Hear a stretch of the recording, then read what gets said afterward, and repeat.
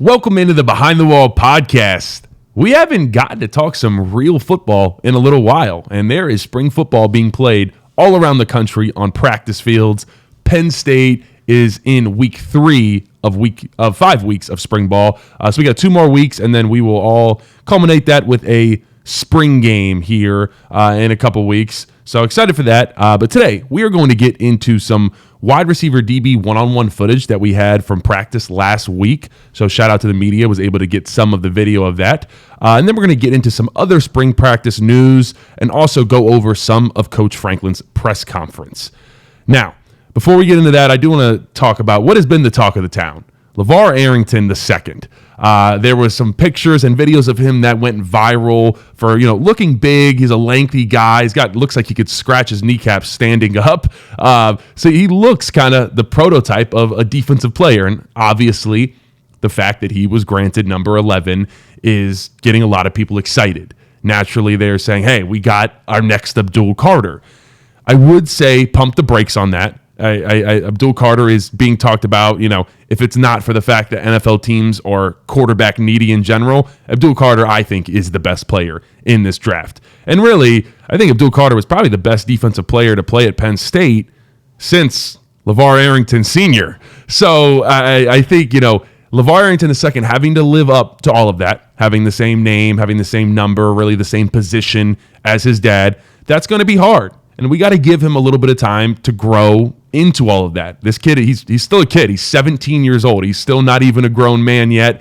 Now, some of the good news is that he is obviously early enrolled here at Penn State, so he is going to have a lot of time to get ready. Where we sit, he still has a good 5 months until the season starts.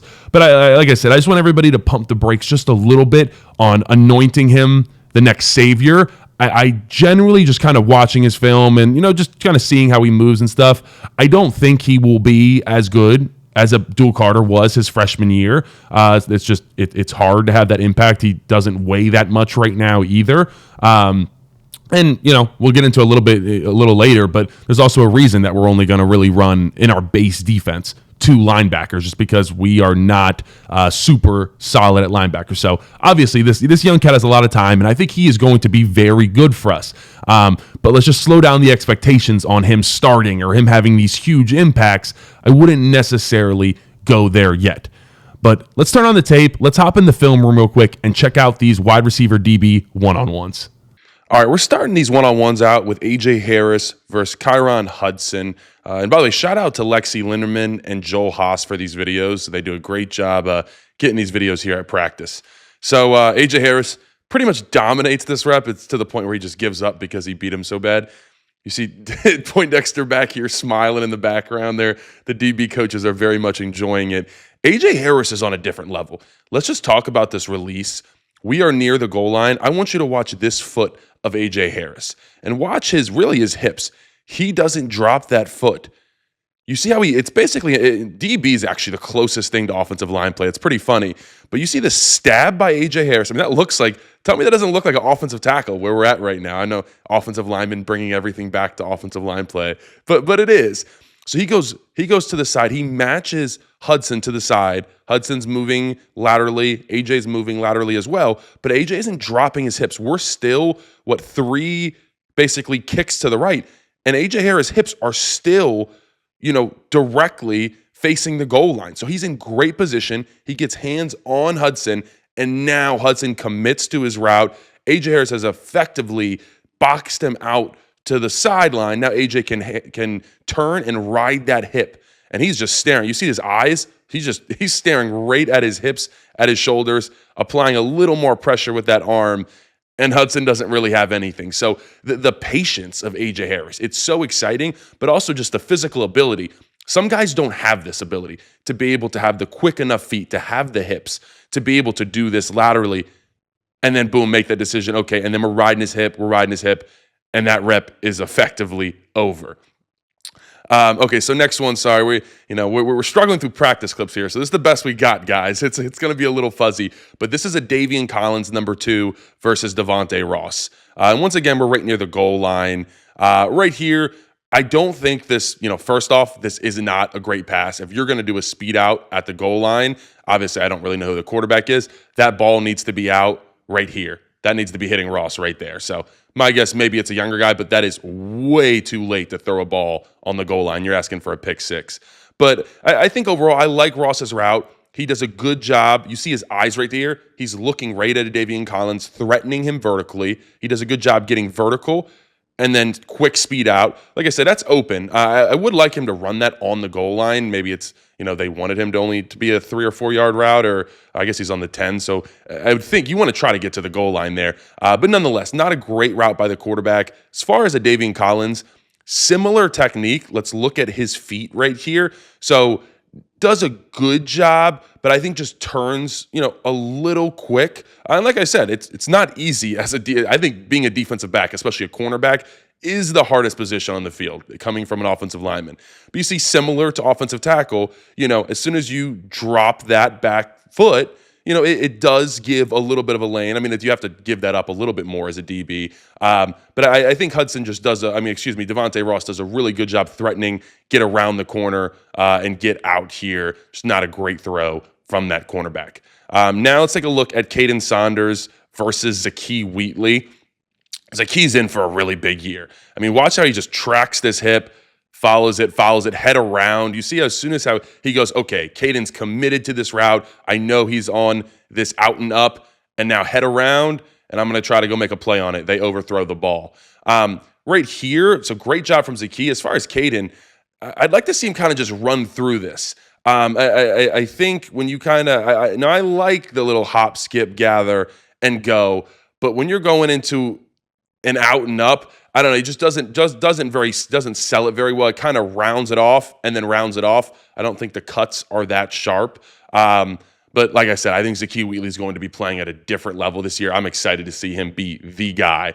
Now this one, Luke Reynolds. We get to enjoy this guy for a little while. I am really excited about him making plays like this. Go up and get it, brother. Go up and get it.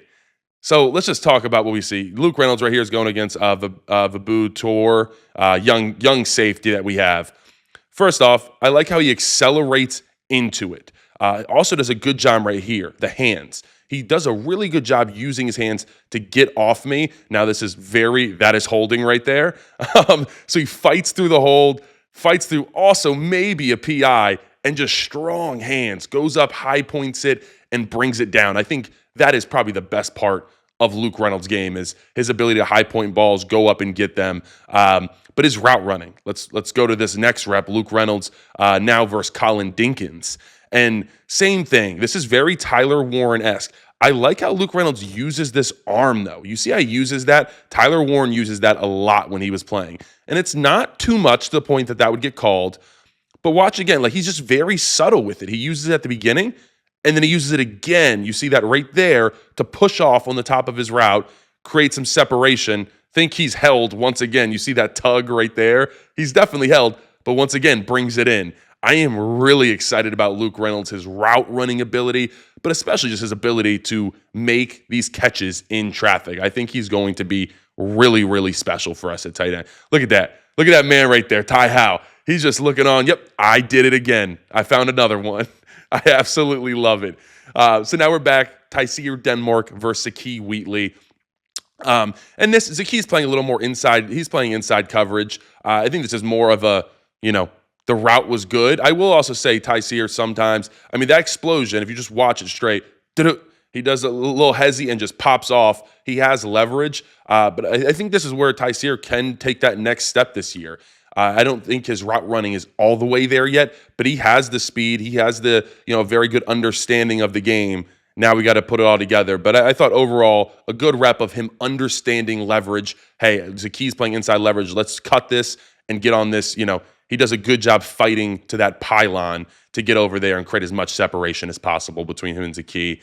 And then against Colin Dinkins and Tyseer Denmark one more time here.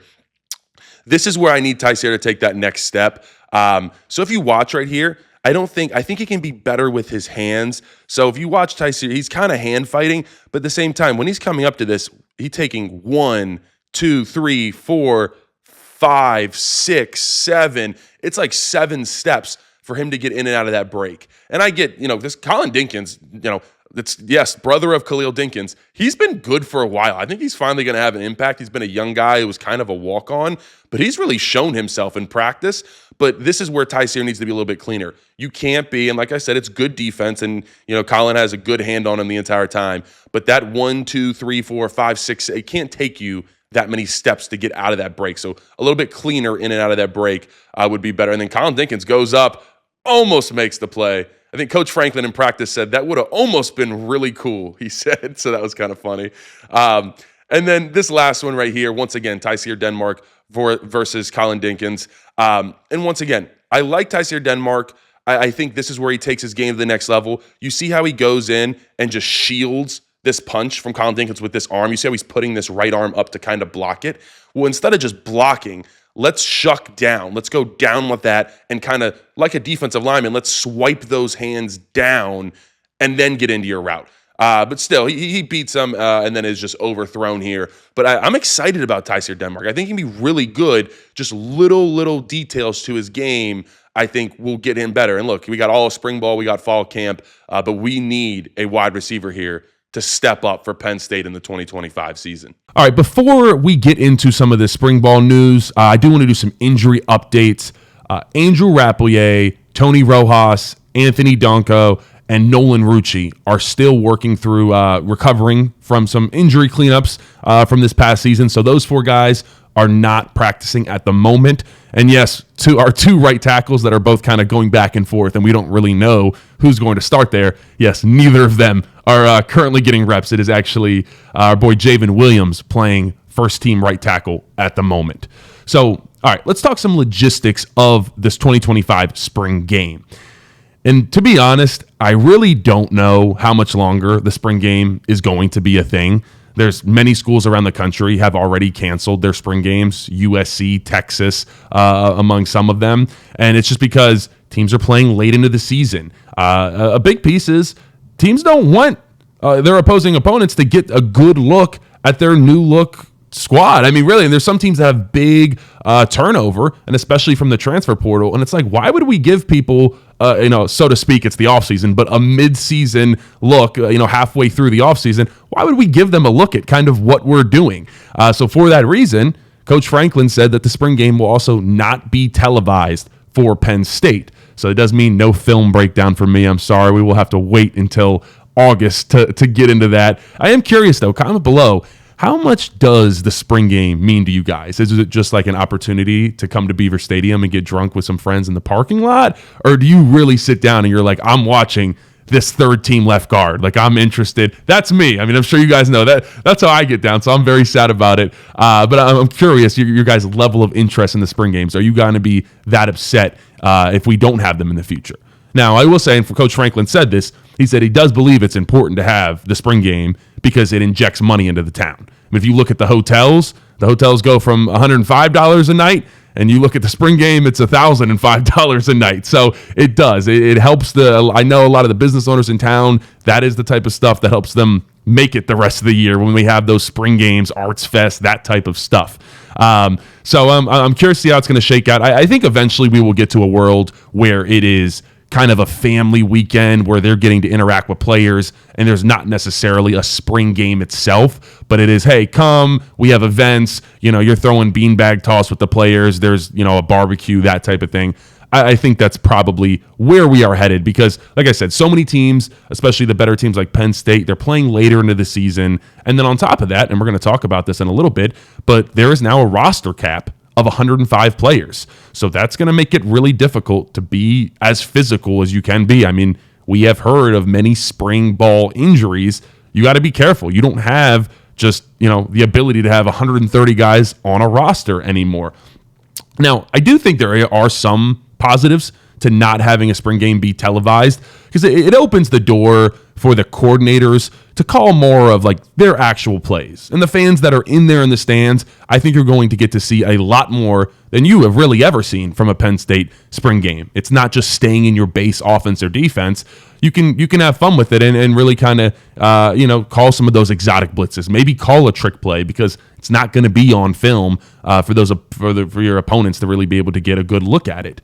And the other piece of it too is like spring games kind of throw a wrench in things. I think this year it's not really going to be game planned at all. In years prior when I was involved with it, I mean, we took that last week of spring ball to pretty much get ready for the spring game. It kind of threw a wrench in your spring ball as a whole because you only get 15 practices, but you're spending 3 of them getting ready for that spring game, and the spring game is one of the 15 as well. So, out of fear of being scouted, you're getting ready for just this base look of a game, and especially when we're in a scenario where we've been in the past couple years where we had a whole new offense last year, and then now we're going to have a whole new look defense this year. And so you kind of want to keep those people guessing. Don't give that to them mid-off season and give them the ability to get a good look at that.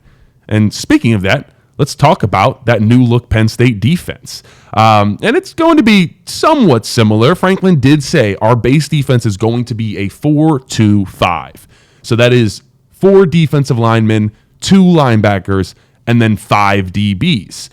The biggest question is who is going to be that nickel, corner. Could be a safety. Who's going to be that 5th DB?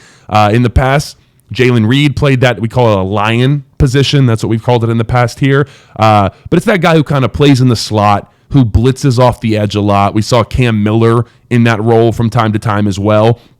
It's important for that guy to be dynamic, to be able to stick on tight ends, to stick on slot wide receivers. But like I said, also be able to have that blitzing effect. And Jalen Reed was really, really good at rushing the quarterback and getting around running backs and even opposing offensive tackles.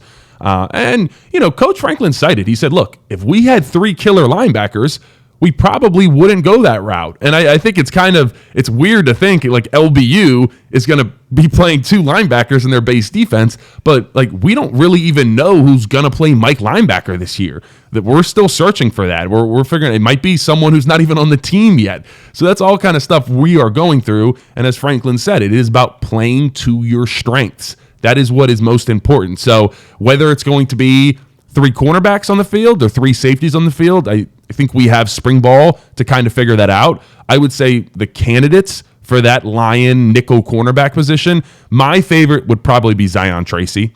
I think he has played that before. He's had a couple good games. I think he needs to get a little bit better at tackling in the open field. But for the most part, I've really been impressed with what I've seen from him. So I would expect him to probably at least start out the year in that nickel position. And speaking of just the cornerbacks in general, though, I just put this note down just from watching practice. A.J. Harris and Davian Collins look like the real deal out at cornerback. I think people after Kalen King and Johnny Dixon left, it was kind of like, the cornerbacks are going to take a step back for a little bit. Terry Smith says, no, sir, we're going to get that thing handled. Davian Collins looks really good, but A.J. Harris looks like, I would not be shocked if we're talking like 1st, 2nd round for A.J. Harris after this year. Really excited about what we got going on with him. Now, Jim Knowles obviously just getting here a couple months ago. There is that adjustment period for that defense, and I've talked about that. You are having to figure out, who are going to be your playmakers. Hey, how are we going to kind of tailor this defense to our personnel? Because Jim Knowles doesn't have what he has at Ohio State. He doesn't really have a Caleb Downs. He doesn't necessarily have, he kind of had that Jack D end where they'd play like a stand-up role. Jack Sawyer and JTT were in that. You don't necessarily really have that at Penn State. So it's kind of going through those adjustments and kind of figuring all those little details out. And then also the coaching style. And that has been kind of the talk of the town a little bit. Many are taking notice of Jim Knowles' hands-off approach. Franklin in his press conference called Jim Knowles a man of few words. And honestly, I think that's okay. When you have Deion Barnes, Dan Connor, Terry Smith, and Anthony Poindexter as your assistant coaches on defense, you're going to be all right. You don't have to say a whole lot. I would bet that is absolutely the best defensive assistant coaching staff in America. So I did. I called up a few of my guys on Ohio State that I had played under Knowles, and they told me the same thing. They're like, yeah, he does not talk a lot. He's just an absolute mastermind who cares about football. The type of guy that'll stay up late just drawing up blitzes, and he's just obsessed with football, and specifically, being that play caller and that type of thing. And I think that's okay. I mean, he is more of, I'd say, an NFL style coach. And I don't have an issue with that at all. I'm excited to see what he's going to scheme up on us for, defense this year. I mentioned I'm curious to see the changes where he basically at Ohio State had Caleb Downs, who we all know is a safety. He basically had him playing middle linebacker. He was in that, Jim Knowles was running a 4-2-5 over at Ohio State, but Caleb Downs was being that Mike linebacker role. I don't really know if we have the personnel to be able to do that. And he was able to do that because they had such good safeties even behind Caleb Downs. So excited to see who he has step into those roles. I think also the guys that are going to step up where it's you're the dude now, where maybe before you were good, but you had someone else that was, maybe not necessarily better than you, but overshining. I mean, Zakee Wheatley, Denai Dennis Sutton, A.J. Harris, those are all guys that were, they were very good players, but they didn't have to be the guys last year. Well, now it is time to step up and be the dude. And the other guy that kind of falls into that category for me is Tony Rojas. I think it's all clear, and we've talked about this. He played last year with a significant shoulder injury, and I did that. It is very hard. I can't imagine doing that at linebacker where your job is to tackle people. So there was many times where I watched tape, and it was clear. It was like he can't even use that arm to wrap up.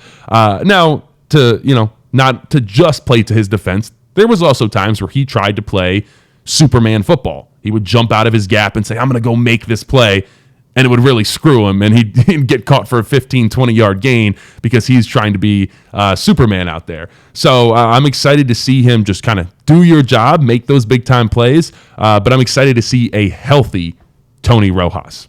The House versus the NCAA lawsuit settlement began yesterday, and yes, that is what will allow players and revenue sharing to really go into effect. That will allow universities to directly compensate players. Up to that point, that has been illegal. That is why they had the NIL collectives to be that third-party group paying players. Now, the judge on this case, Judge Claudia Wilkins, she's very close to approving this settlement. The main issue that she has is the roster limits. So up to this point in college football, you could have 85 scholarship players and unlimited walk-ons.